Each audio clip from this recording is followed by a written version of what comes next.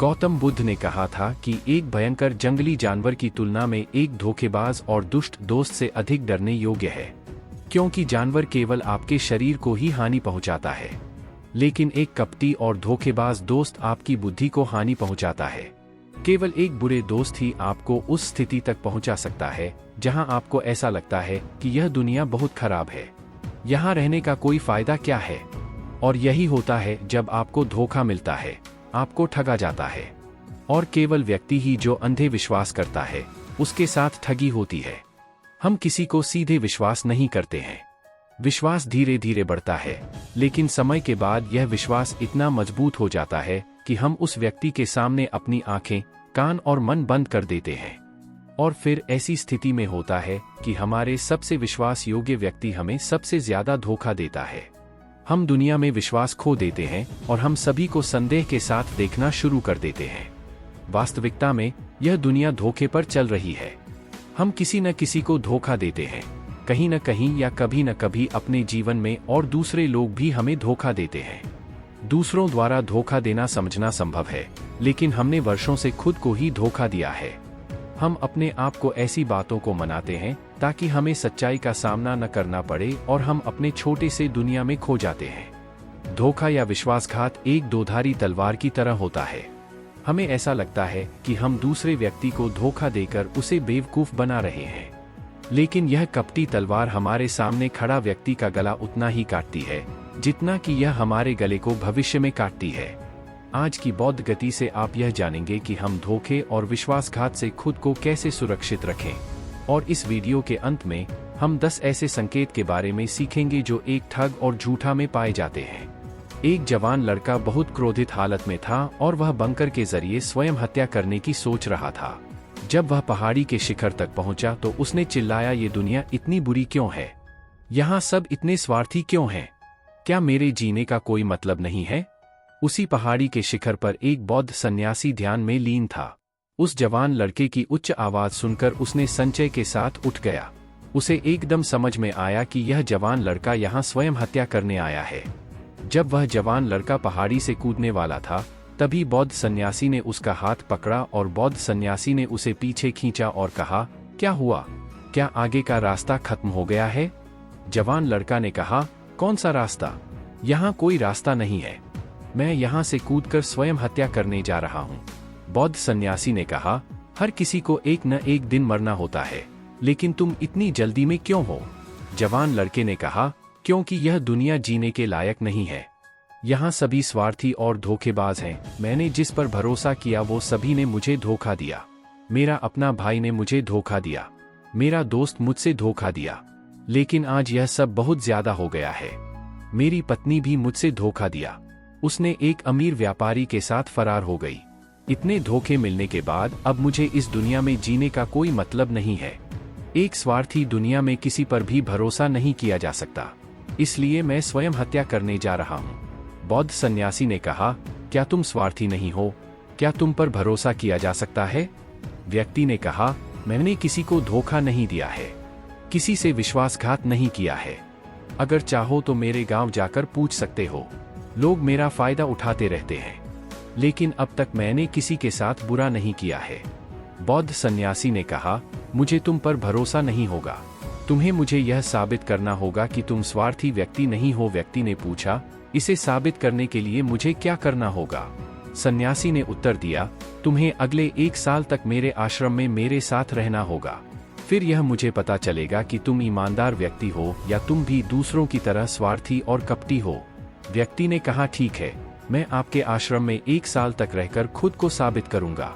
बौद्ध सन्यासी ने उस जवान लड़के को अपने साथ अपने आश्रम में ले गया और उसे अपना शिष्य बनाया। अगली सुबह बौद्ध सन्यासी ने उस नए शिष्य को अपने पास बुलाया और कहा, मुझे तुम पर अभी भी भरोसा नहीं है, लेकिन तुम जाओ और भिक्षा मांगो, तब तक मैं तुम्हारे अन्य गुरु भाइयों को सिखाऊंगा। नए शिष्य ने गुरु को नमस्कार किया और भिक्षा मांगने के लिए जाने चला गया। उसने आज तक भिक्षा नहीं मांगी थी, इसलिए उसे भिक्षा मांगने में बहुत परेशानी हो रही थी। भिक्षा के लिए उसके मुंह से शब्द नहीं निकल रहे थे।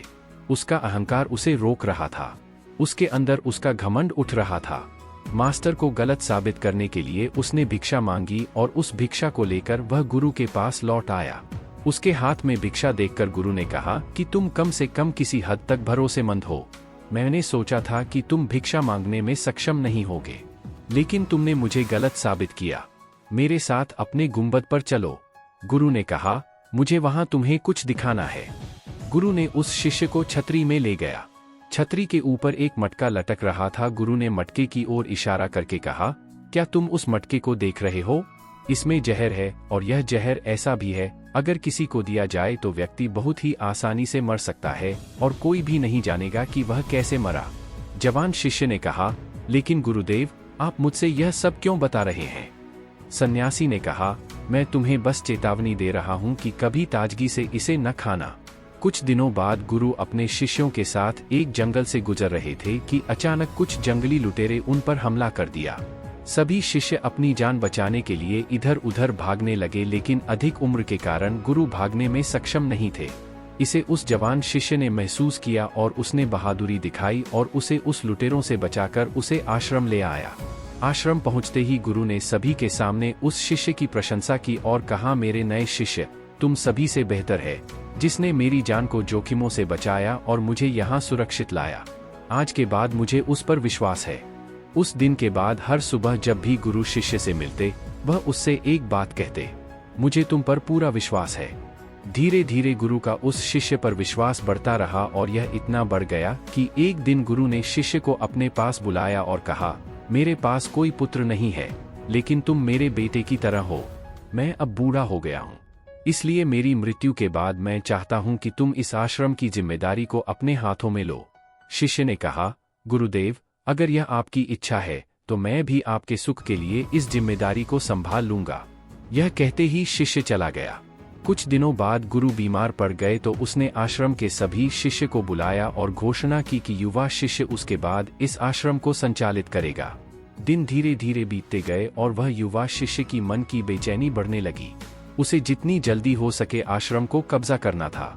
वह हर सुबह गुरु के पास जाता, उनकी सेहत पर कोई प्रभाव पड़ रहा है या नहीं देखने के लिए। लेकिन गुरु की सेहत दिन प्रतिदिन ठीक हो रही थी। अब उसकी सहन शक्ति का बांध टूट रहा था। उसकी रातें नींदहीन हो गई। वह हमेशा सोचता रहता था मास्टर को कैसे रास्ते से हटाया जाए और कोई भी न जाने। कभी कभी उसे यह ख्याल आता था कि मास्टर को नदी में धक्के मार दे, लेकिन अगले ही पल उसे यह अनुभव होता कि मास्टर एक अच्छा तैराक है, वह तैरकर निकल जाएंगे। कभी कभी उसे यह विचार आता था कि वह मास्टर को गला दबाकर मार देगा। सभी जानते हैं कि मैं मास्टर का विश्वास पात्र हूँ, इसलिए किसी को भी मुझ पर संदेह नहीं होगा। लेकिन फिर वह सोचते हुए अपने आप से वह बात करता है कि यदि थोड़ी सी गड़बड़ी अगर हो गई तो हालात और बिगड़ सकती है। उसे कुछ ऐसा तरीका ढूंढना होगा जिससे कि मास्टर तो मरे ही और सबको यह लगे कि यह एक प्राकृतिक मौत हुई है और इसे ईश्वर ने स्वीकार किया है। एक दिन वह युवा शिष्य मास्टर की कुटिया में मास्टर के पास बैठा था। तभी उसकी नजर ऊपर लटकती हुई उस मटके पर पड़ी। उसे याद आया कि मास्टर ने कहा था कि इसमें जहर है और वह जहर ऐसा है कि अगर किसी व्यक्ति को दिया जाए तो व्यक्ति बहुत आसानी से मर सकता है और किसी को भी पता नहीं चलेगा कि वह कैसे मरा। उसने सोचा कि इस जहर को मास्टर को देना सही होगा और कोई भी नहीं जानेगा कि वह कैसे मरा। फिर उसके पास पूरे आश्रम पर काबू पाने की संभावना भी होगी। अगले दिन उसने गुप्त रूप से मास्टर के कुटिया से वह जहर चुराया और मास्टर के भोजन में मिला दिया। मास्टर ने वह रात का खाना खाया और सो गए। लेकिन सुबह होने पर पूरा आश्रम जाग उठा, लेकिन मास्टर नहीं उठे। शिष्य गुरु के कुटिया में गए और देखा कि मास्टर मर गए हैं। जब उस युवा शिष्य को यह जानकारी मिली तो उसके अंदर बहुत खुशी हो गई और वह आश्रम का नियंत्रण संभालने का कार्य शुरू कर दिया। आश्रम में एक पुराना शिष्य भी था। वह सब कुछ खामोशी से देख रहा था। वह अपने कुटिया में गया और वहां से एक दवा लेकर आया और मास्टर को दिया। कुछ ही समय में मास्टर की चेतना वापस आई और वह ठीक से उठकर बैठ गए। ऐसा देखकर उस युवा शिष्य के पैरों तले जमीन खिसक गई। वह बहुत घबराया हुआ था। गुरु ने बाकी शिष्यों को उनके कार्यों पर भेज दिया और युवा शिष्य को अपने पास बुलाया और कहा, क्या तुम अभी भी विश्वास योग्य हो? क्या तुम मुझे धोखा नहीं दोगे? क्या तुम स्वार्थी नहीं हो? शिष्य गुरु के पांवों में गिर पड़ा और कहा, मुझे नहीं पता कि मैंने इस अपराध को कैसे किया है। मैंने आज तक किसी को धोखा नहीं दिया है। लोग मुझे धोखा दे रहे हैं, लेकिन नहीं जानता कि मैंने आज आप पर धोखा क्यों और कैसे किया। गुरु ने कहा, तुम मुझे धोखा नहीं दे सकते क्योंकि मैंने कभी तुम पर विश्वास ही नहीं किया है। मैं किसी पर भी विश्वास नहीं करता। मैं केवल उसी पर विश्वास करता हूं जो मैं अपनी आंखों से देखता हूं, और मैं तुम्हारे भीतर की लालसा देखना चाहता था, और मैंने तुम्हें यह लालसा जानबूझकर दी थी। क्योंकि किसी को धोखा देने के सिर्फ 3 ही कारण होते हैं। पहला स्वार्थ, दूसरा लालसा और तीसरा ईर्ष्या। वह युवा सन्यासी मास्टर से पूछा, लेकिन मास्टर, मैं अपने आप को अपना ये कैसे स्वार्थ, लोभ और ईर्ष्या से मुक्त रख सकता हूँ? मास्टर ने कहा, खुद को पढ़े, खुद को जाने और खुद के अंदर प्रवेश करने का प्रयास करो। इंसान में बहुत महान संभावनाएं होती हैं। वह खुद को कुछ भी बना सकता है। वह कुछ भी हो सकता है, और जब आपको मौका न मिले तो अपने अंदर देखें और जानने की कोशिश करें कि आप क्यों बदल रहे हैं। कौन आपको बदल रहा है? क्या यह परिवर्तन अच्छा है या बुरा? आत्मनिरीक्षण करो। मास्टर के इन शब्दों को सुनकर शिष्य फिर से उनके पैरों में गिर गया और कहा, मास्टर, मैं आपका शिष्य बनना चाहता हूँ और जानना चाहता हूँ कि मैं कौन हूँ, मैं क्या हूँ और मैं क्यों बदलता हूँ। मास्टर ने कहा, हमारे आसपास ऐसे बहुत सारे लोग हैं, और बहुत सारे ऐसे लोग रह चुके हैं जो इसका उदाहरण है, जो कभी अपने स्वार्थ, लोभ और ईर्ष्या के कारण किसी को धोखा नहीं दिया है। वह किसी का विश्वासघात नहीं करते। एक व्यक्ति तभी किसी को धोखा देता है जब उसे लगता है कि कोई नहीं देख रहा है कि वह क्या कर रहा है, और भविष्य में कोई नहीं जानेगा कि वह जो कर रहा है सही है।